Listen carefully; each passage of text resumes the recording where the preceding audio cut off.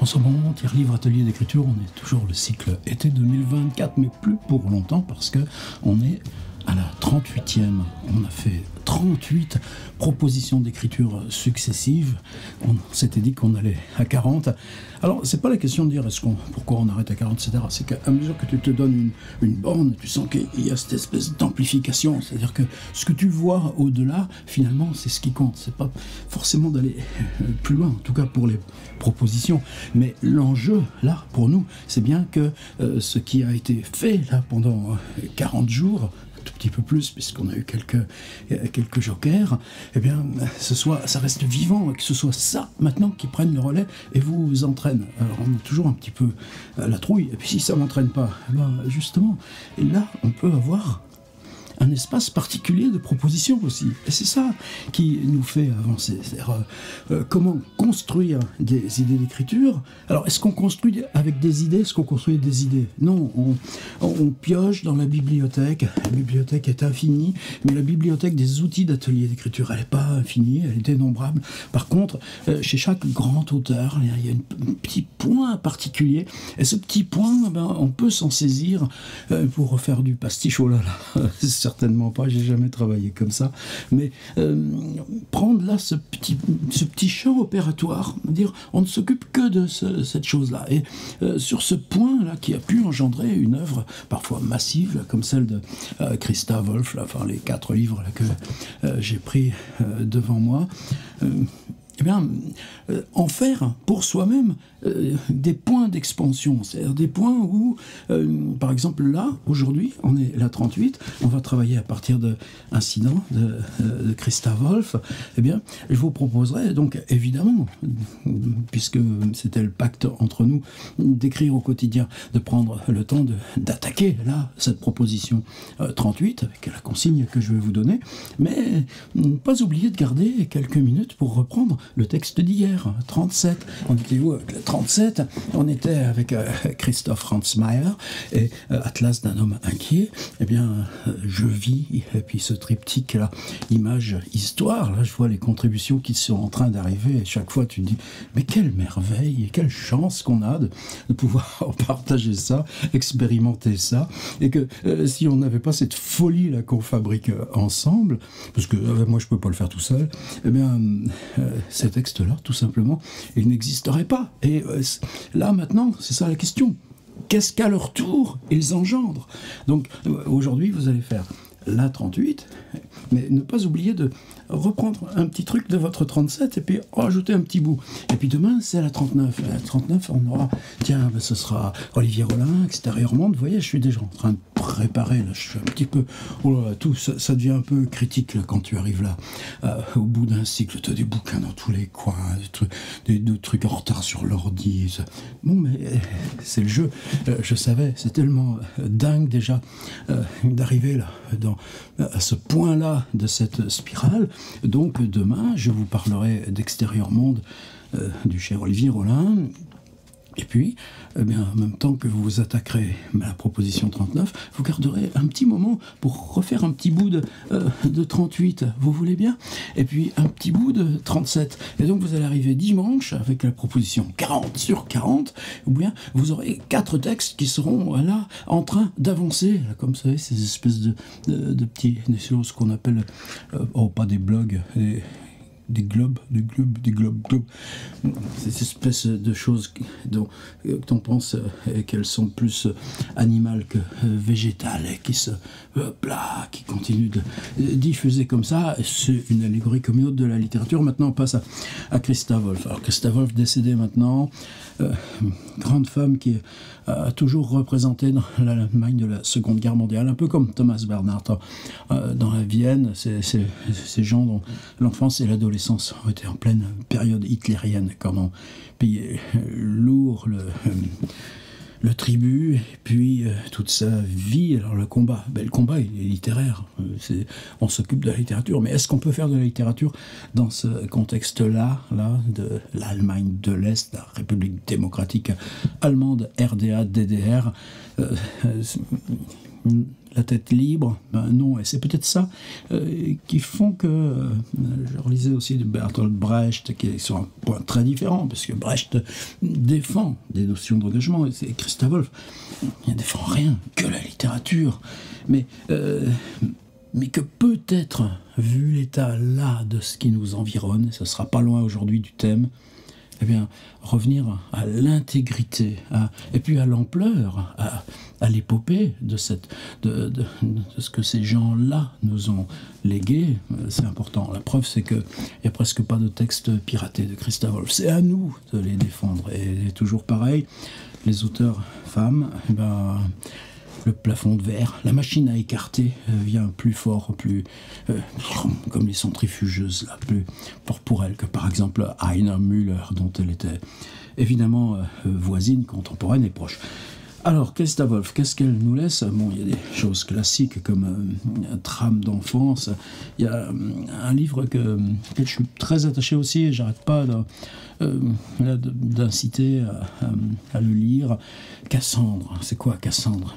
Est-ce que tu peux prédire le futur quand le futur est une catastrophe? Et à partir de ce moment-là, cette vieille figure tragique dans Agamemnon, eh bien, elle est tellement active là dans nos désarrois d'aujourd'hui. Et est-ce qu'elle fait du roman avec Cassandre? Non, il y a un récit qui s'appelle Cassandre. Et puis, il y a toutes les prémices, c'est-à-dire toute l'histoire de pourquoi et comment écrire avec ou sur, je découvre le petit gribouillis hiéroglyphique installé dans le livre. Et donc, c'est une leçon aussi de comment et pourquoi faire un livre sur des thèmes comme ça. On avait travaillé, je ne sais plus dans quel cycle, je crois que c'était il y a 2 ans, sur un livre extrêmement important pour moi qui s'appelle Un jour dans l'année. C'est une proposition de Gorky, je crois, au Congrès des écrivains de 1930 et quelques, qu'est-ce que c'est le redise. Et ici, en 1935, Maxime Gorky avait invité les écrivains du monde à raconter une journée de leur vie, la même date pour tous, le 27 septembre. C'est pas la date d'anniversaire de Christa Wolf, elle est née, je crois, en mois de mars, je ne sais plus quelle année. L'idée avait été reprise en 1960. Une nouvelle génération s'était alors essayée à l'exercice. À cette date, Christa Wolf eut envie de relever le défi. Elle tint donc la chronique de cette journée du 27 septembre 1960, puis prise par le jeu, s'astreignit à cette discipline. C'est-à-dire que tous les ans, elle écrit intensivement son 27 septembre. Et là, un jour dans l'année, du 162 000, il y en a 40. Et là, nous, on avait travaillé sur cette même machine à l'envers. Choisir un jour dans l'année et remonter, aussi loin qu'on pouvait. C'est un exercice pour moi qui est, là encore, pourquoi j'ai appelé ce cycle anthologie, qui n'est pas clos, qui n'est pas bouclé. Il y a encore à faire. Donc, j'avais envie de revenir visiter là, cette interaction beaucoup plus directe de la littérature et du monde. Mais là, on va en parler plus. D'autant que j'avais un autre point de départ.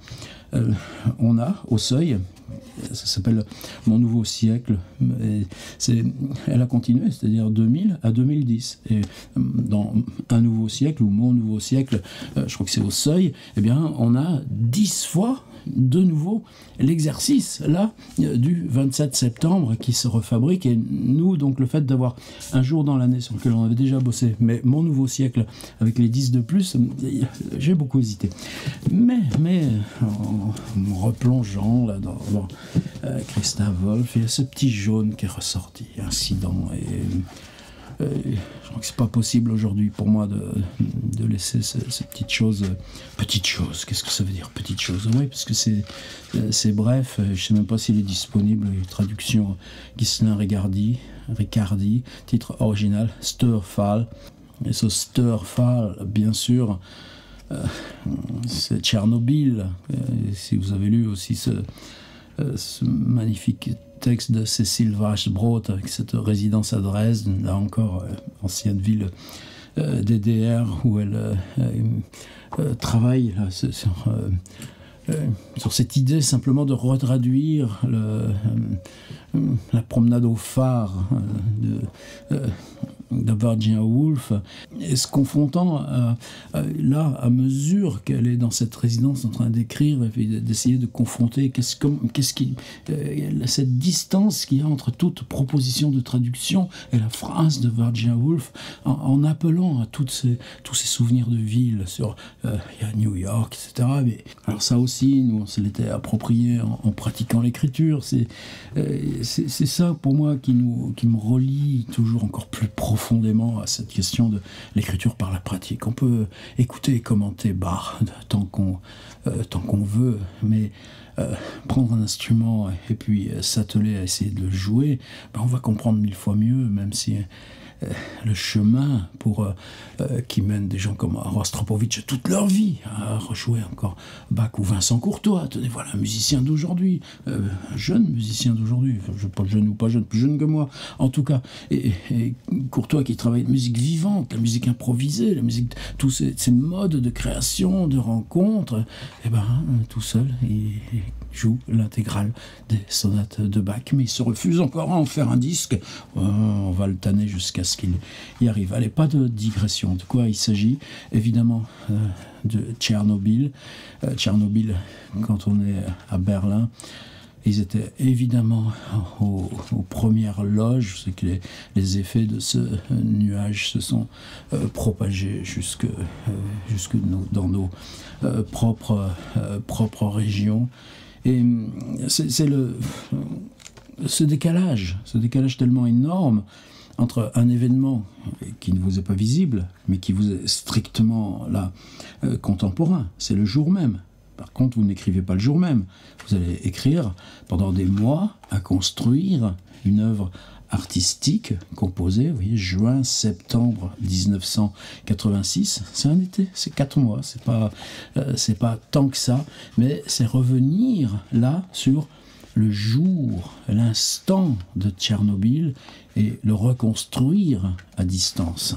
Tchernobyl, c'était le 26 avril 1986. Donc, tu décides, toi, 1 mois et demi après, début juin, et tu vas continuer jusqu'en septembre pour aller recreuser, à rebrousse-poil, à rebours, tout ce qui était l'épaisseur d'un jour. Alors, est-ce pour aller dans ce qu'on pourrait nommer littérature de la catastrophe?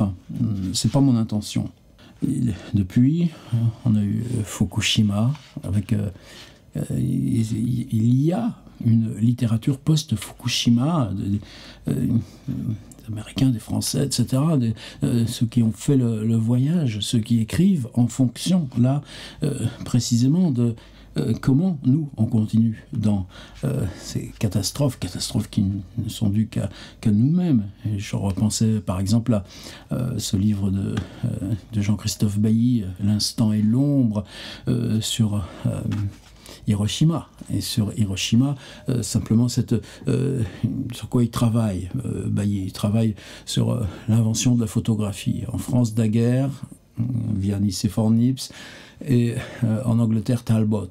Et 2 traditions totalement contraires, 2 gestes totalement contraires, et une invention, la même, simultanée, et que pas possible pour nous de penser la photographie en se revendiquant de Daguerre parce qu'on est franco-français, et sans aller voir les carnets de Talbot et l'invention de la photographie depuis la peinture, en quoi ça la différencie radicalement de l'invention de la photographie depuis son histoire technique. Et Bailly part de cette échelle de bois volatilisée dans Hiroshima, mai 1945, ce geste qui, du point de vue militaire, était totalement inutile, mais qui reste comme une espèce de tache fondatrice là, sur tout notre présent. Et par contre, la puissance lumineuse de l'explosion avait imprimé sur le mur, derrière, l'image de cette échelle disparue. Et là, vous voyez en quoi le principe de catastrophe, je pense qu'on pourrait trouver cette expression peut-être dans les thèses sur l'histoire de Walter Benjamin ou Adorno, je ne sais pas, et on ne va pas s'engager dans ces choses-là, mais ce principe de catastrophe, comme il peut nous renvoyer, quoi? Justement, au vieux tragique. Au vieux tragique, il y a l'instance du présent. Alors, est-ce que pour autant on va être dans la gravité? cette idée de catastrophe, elle rythme évidemment au tout premier degré, en particulier depuis 3 ans, la totalité de notre quotidien, au point que ça s'en est à se taper la tête sur les murs. Eh ben non, justement, on écrit. Mais on n'écrit pas dans cette fascination, ni cette...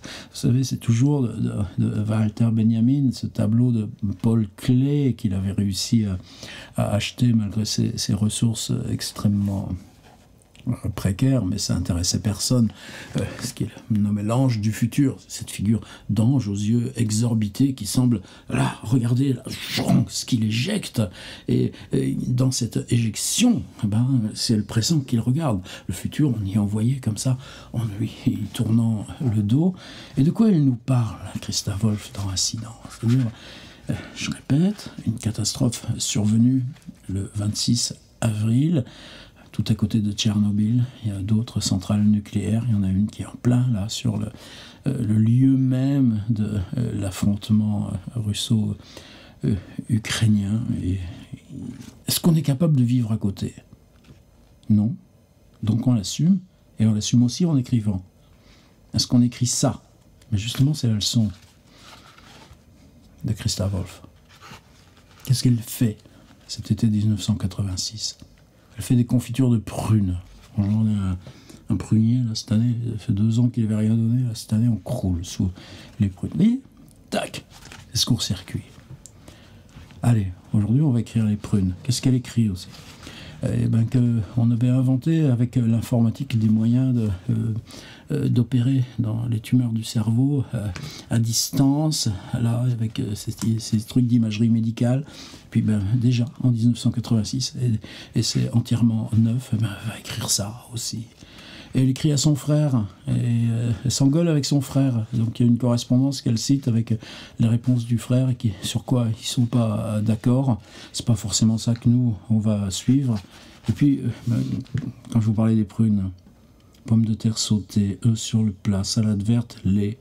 Les mets les plus simples sont les meilleurs. Enfin, très cher, lettre au frère. Voici que ta voix se fait entendre à nouveau. Il nous faudra un jour et une nuit pour discuter de tout ce que nous avons appris au cours de cette semaine. Je ne te ferai pas grief de m'avoir laissé seul à un moment qui n'était pas favorable, etc., etc. Ou bien de quoi on parle? Sur la route déserte du village, il y avait une voiture de la Croix-Rouge en stationnement. J'ai supposé que l'une des vieilles femmes isolées dans les anciennes maisons de métayers du domaine était tombée malade quand on était venu la chercher, mais il n'y avait personne à qui j'aurais pu poser les questions. En tout cas, cela ne concernait pas la mère de la gérante de la Copé, bien que celle-ci n'avait pas quitté son lit depuis des semaines, que sa fille soit obligée de prendre soin d'elle. S'il s'est passé quelque chose, la deuxième vendeuse l'aurait su. J'ai compté les bouteilles de lait commandées en les mettant dans mon sac. J'ai demandé si au juste, même aujourd'hui tout le monde venait chercher son lait, oui, puisqu'il y a eu l'incident nucléaire, boire du lait. Mais cette fois, quand même, avec les gants en caoutchouc rose, c'est vraiment une satisfaction indescriptible de saisir de la main droite une touffe d'ortie, de suivre avec l'index gauche les méandres de sa racine sous la terre jusqu'à ce qu'on trouve un point propice à partir duquel on puisse... Tu jardines? Ouais, tu jardines. Tu jardines sur quel abîme? Tu parles pas de l'abîme, tu parles du jardinage. J'ai ressenti soudain un grand besoin de mouvement. Je suis retourné dans le poulailler, j'ai sorti le vélo. Bien que n'étant pas entraîné, je suis venu à bout de la petite montée jusqu'au transformateur en appuyant fort sur les pédales. J'ai perçu avec satisfaction mes battements de cœur, l'accélération du pouls. J'ai dévalé en roue libre la petite route goudronnée en direction du village voisin. À droite, à gauche, j'ai observé que cette année, il allait y avoir des épis. Alors, évidemment, je veux dire, ce que j'ai fait ce jour-là, c'est pas avec ça que j'ai envie de travailler, c'est pas avec ça que j'ai envie de raconter. Ah ouais, mais... il s'était passé quoi dans les journaux? Qu'est-ce que racontait, là, le journal local? Il s'était passé quoi, là? Un petit accident de la route, un truc, des travaux à tel endroit, une décision là, concernant je sais pas quoi.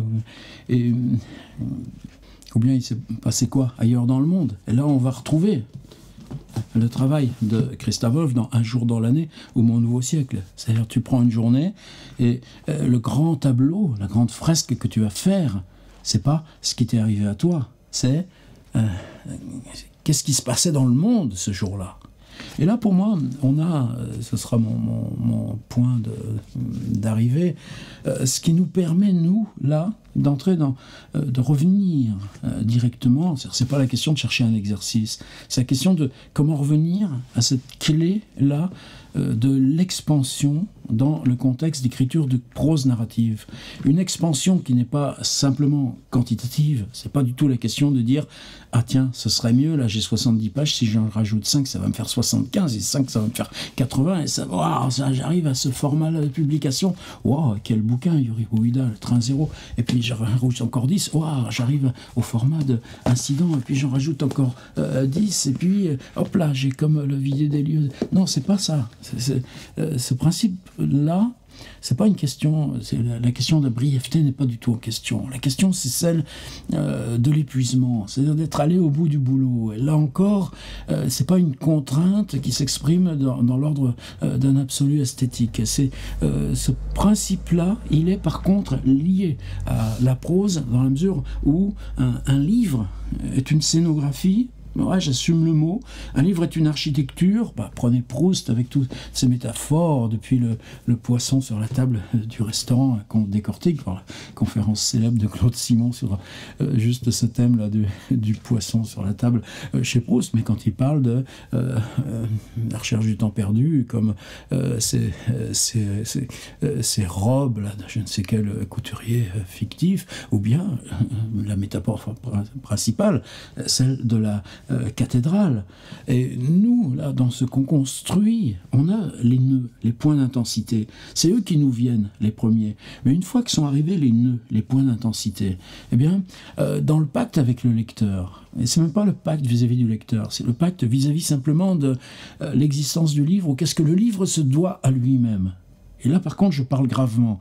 Je n'aurais pas employé ces mots si j'étais pas en train, là, dans le partage, dans l'atelier que je vois s'écrire là, en direct sur mon écran, et en même temps que je suis en train, justement, d'enregistrer, donc qu'on se parle ensemble. Ce que je dis gravement, c'est que le livre peut exiger de lui-même que cette fabrique du contexte ne soit pas reprendre simplement une phrase en disant « Ah, il faut que je fasse attention à qu'est-ce que je vois là, moi, intérieurement, parce que je sais la source, que là, le livre, lui, n'absorbe pas parce qu'il n'en a pas besoin. » Non, c'est-à-dire que là, on travaille sur des accumulations, là, comme ces blobs là, dont je parlais tout à l'heure, et ces accumulations, demain, on va travailler précisément sur ce principe d'accumulation. Ces séquences, elles sont dans une organisation encore lacunaire. Elles s'écrivent là et elles s'écrivent ailleurs. Et peut-être que là, pour moi, c'est ce qui m'intéresse peut-être plus chez Proust, et peut-être qu'il faut y revenir là, plus sérieux. C'est en quoi, chez Proust, ce travail du discontinu est présent en permanence, du début jusqu'à la fin. C'est le frottement de ces séquences autonomes. Alors bien sûr, les chambres. On a 14 chambres, et chaque chambre rassemble un instant, soit du réveil, soit d'endormissement, c'est-à-dire transition de conscience, et dans cette transition de conscience associée à un lieu, Proust, une chambre, Christa Wolf, une journée. Et, vous voyez, en quoi, justement, est-ce que tu peux écrire la journée de Tchernobyl si pendant 40 ans, tu n'as pas fait cet exercice d'écrire tes 27 septembre? Il y a une cohérence, cette cohérence-là qui compte. C'est pas le fait d'écrire sur Tchernobyl, c'est qu'elle écrit sur Tchernobyl parce qu'elle a écrit ça.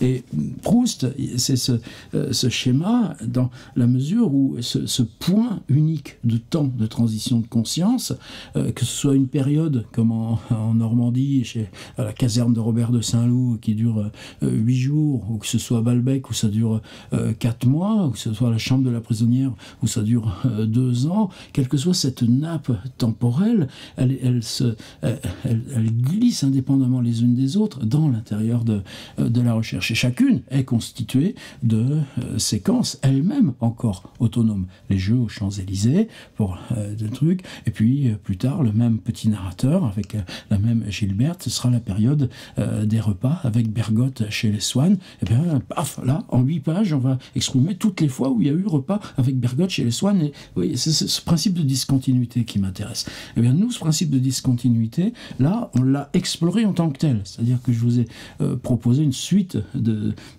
pistes d'écriture où il s'agissait d'aller repiocher dans le déjà écrit pour dire « Ah, juste à côté de ça, je peux écrire ça ». Et c'est ça qui a donné, je dirais, la densité à à la dynamique de ce cycle. Là, est-ce qu'on pioche dans quelque chose qui est déjà écrit ou pas écrit? Je dirais que ça m'est un petit peu égal.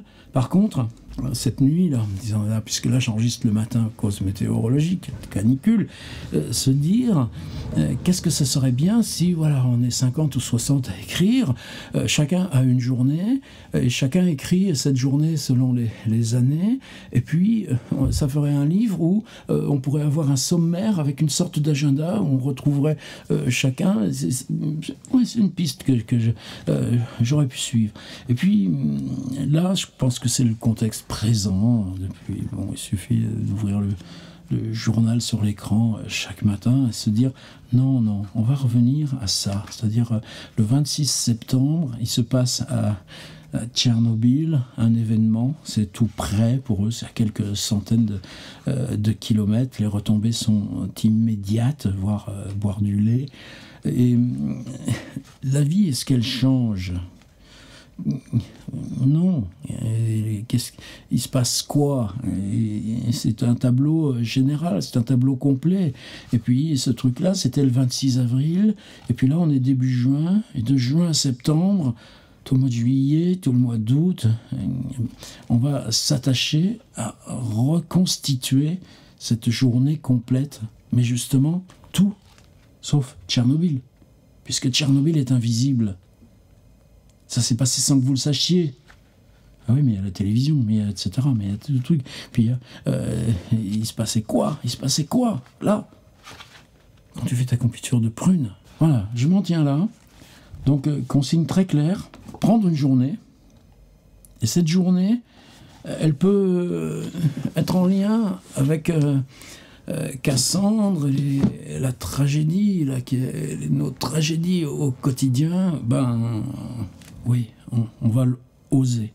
Est-ce qu'on va écrire du politique pour autant? C'est pas ça qui compte. Ce qui compte, c'est de réouvrir cette journée, justement, dans son contraste. Et puis, on peut le développer complètement. Vous ouvrez Wikipédia, on peut l'ouvrir de façon calendaire. 26 avril dernier, il s'est passé quoi? Là, je ne saurais plus vous le dire. Mais je peux vous le dire pour le 7 octobre. Je peux vous le dire pour d'autres dates du même genre. Nous, on rouvre arbitrairement, chacun d'entre nous, une date qui, pour vous, a une signification de cette sorte. L'événement qu'il provoque, il va rester en amont. Il va rester comme dans ce creusement de l'abîme. C'est lui qui creuse l'abîme où on écrit. Donc on écrit sur un abîme. Mais ce qu'on écrit, est-ce que c'est vous-même? Ça m'est égal. Si vous avez déjà des personnages, la vie de Monsieur Leopold Bloom à Dublin le 16 juin 1904, ce n'est pas du tout la vie de James Joyce. Donc à vous d'aller travailler une journée complète. Ça nous rapproche de Joyce et de son Ulysse, Leopold Bloom. Moi, pourquoi pas? En tout cas, on refabrique cette journée. Et comment ça s'intégrera au reste? Pour l'instant, ce qu'on multiplie, c'est les zones de texte séparées les unes des autres. Mais ce qu'on introduit, et ça je le dis avec gravité aussi, ce qu'on introduit, c'est des principes d'expansion pour chacune de ces surfaces-là. Allez, on est entré dans Christa Wolf, l'invention du blob.